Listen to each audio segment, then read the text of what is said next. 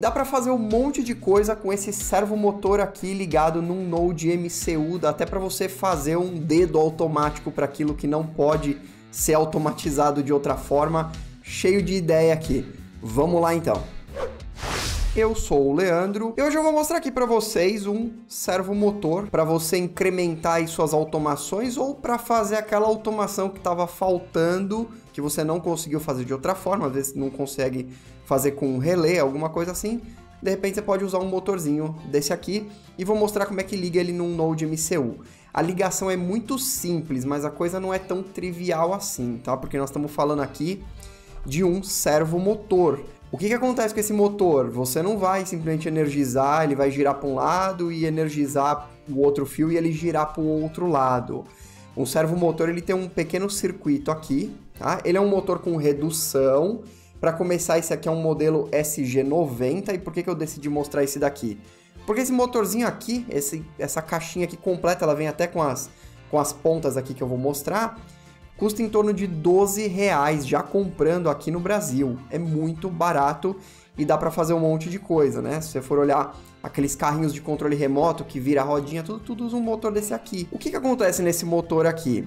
Ele trabalha com uma interface PWM, né? O PWM, o sinal PWM, basicamente é um sinal de pulso, onde você pode distanciar esses pulsos e também modificar o tamanho do pulso. E o mais interessante nesse motor é que você não fica energizando ele parando onde você quer. Esse motor, você escolhe, dependendo do pulso que você manda, ele vai para uma posição específica. E isso torna o projeto interessante, né? Porque se eu quero que o motor faça isso exatamente e volte aqui, eu consigo com 3 números. É a posição 1, a posição 2 e a posição 3. Então, você consegue ter esse tipo de precisão com esse motor. Você não consegue energizar ele aqui direto, você precisa necessariamente de um pulso PWM, né? Um sinal PWM, PWM é o pulso, o sinal PWM para você poder movimentar. Se você já usa esse motor, já tem algum projeto, conta aí pra gente nos comentários, quem sabe não inspira a reproduzir aqui também. Pessoal, não esqueçam de se inscrever no canal, estamos quase chegando a 10 mil inscritos, o que é um alcance relativamente significativo e eu conto com vocês. Vamos lá então. Bom, mas o que eu vou fazer com esse motor, Leandro? Simplesmente o que você quiser. Eu posso colocar, por exemplo, para girar uma câmera que não tem lá o giro automático. Eu posso colocar uma câmera aqui em cima, ele tem força para isso. Eu posso colocar para ele virar um interruptor, né? Pelo amor de Deus, não vai colocar isso aqui na sua sala, que vai ficar no mínimo feio pra caramba, colocar isso aqui embaixo do interruptor, mas seria uma opção, né? Tem vários projetos assim pela internet aí se você procurar. Você pode colocar ele para girar, para apertar algum botão, por exemplo, que você não consegue automatizar. Ou seja, vai realmente da sua criatividade, né? Deixa eu mostrar o que vem junto com esse motor. Olha só então, aqui você tem o motor, né? E aqui ele vem com essas pontas aqui, tá? Ele vem com 3 tipos de ponta aqui diferentes. Então, você vem aqui, né, e conecta aqui na frente, ao contrário.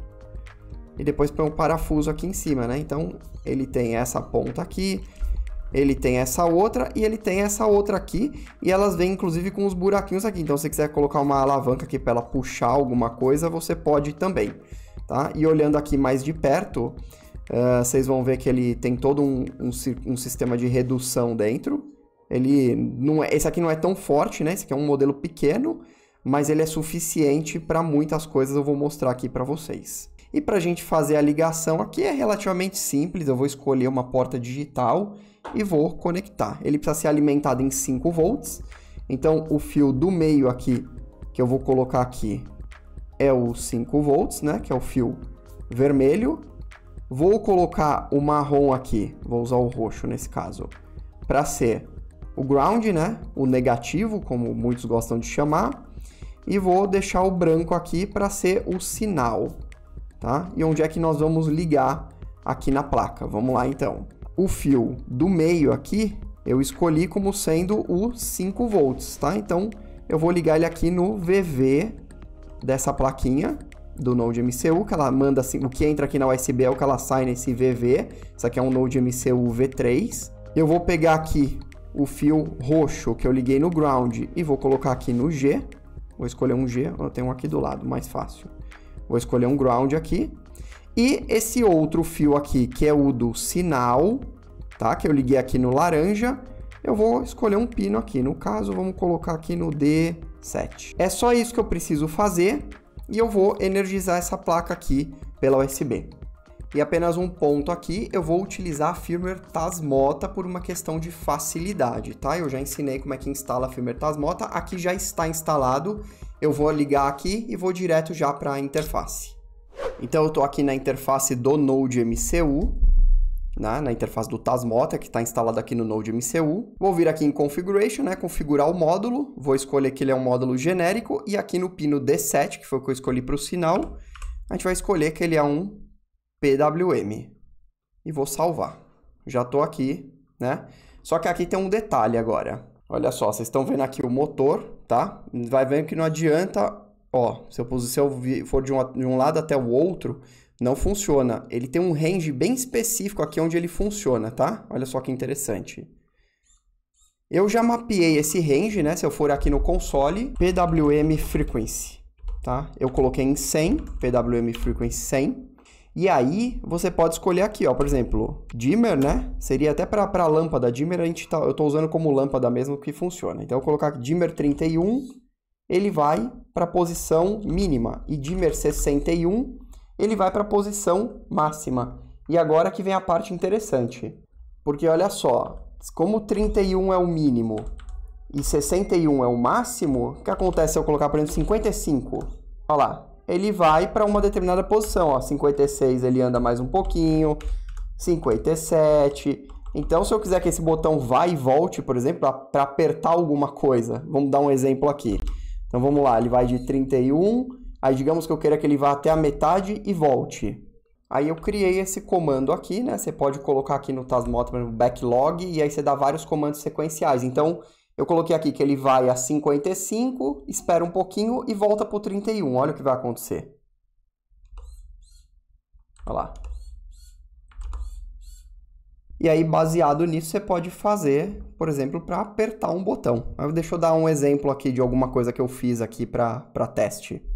Essa aqui é uma das coisas que eu pensei que daria para fazer, né? Um sisteminha de emergência, por exemplo, para um disjuntor. Então, esse disjuntor ele está armado e eu colei aqui o servo aqui do lado, né? E já configurei aqui para ele ir de um range aqui de 48 e voltar para o 61. Então, olha o que ele vai fazer assim que eu der o comando.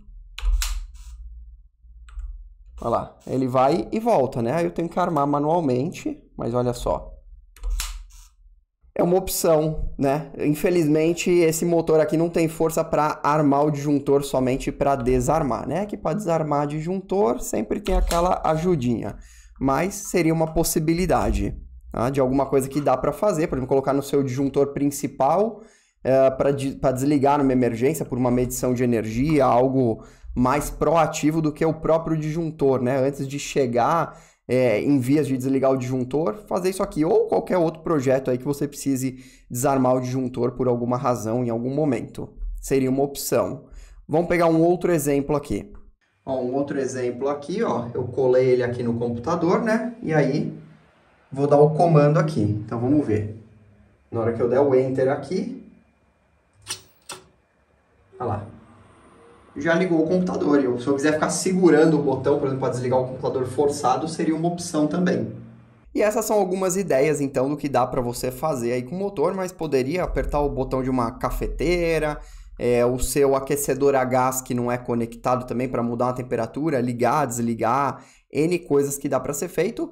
Sim, estamos falando até de apertar botão, virar um disjuntor, mas poderia ser usado também para projetos que precisem de algum movimento, né? Por alguma razão. Como eu mostrei para vocês aqui, ele vem com esses furinhos aqui, então você pode colocar para puxar alguma coisa, para voltar.